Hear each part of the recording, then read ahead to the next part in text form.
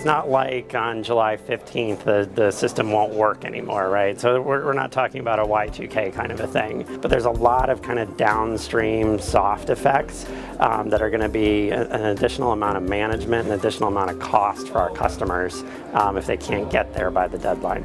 Pretty much, some of the things that we've been noting in the media lately, which is, increased intrusion detection, increased management costs. You're going to have to pay Microsoft some kind of a cost to continue to get product updates. So they lump all of that together, and they've estimated that companies should budget about $1,500 per server if they miss that deadline of July 15th. I think the biggest single risk is just that you introduce a level of security risk in your environment that really isn't necessary, right? So again, you're creating kind of this soft target for hackers.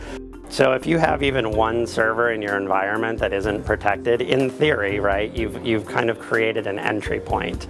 And we have numerous customer examples you can quote and press stories you can take a look at where, somebody got in through a specific port or a specific server, and then they just went wild from there, and they collected credit card data, or they got employee record information, or what have you, right? So once you get in, it's kind of that hole in the matrix, right? Once you've gotten into the matrix, you can pretty much go wherever you want.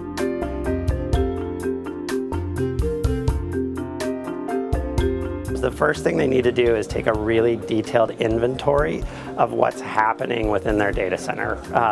So that actually has a lot of different components to it. So it's not just how many Windows Server 2003 servers do I have? That's obviously the starting point, but physically where are they located? What applications are running on it? What users are accessing those applications? And then what servers are interacting with each other? So a lot of times they really don't have a good accounting for everything that's happening on Server 2003, and so that is the basis of everything that has to happen from that point forward.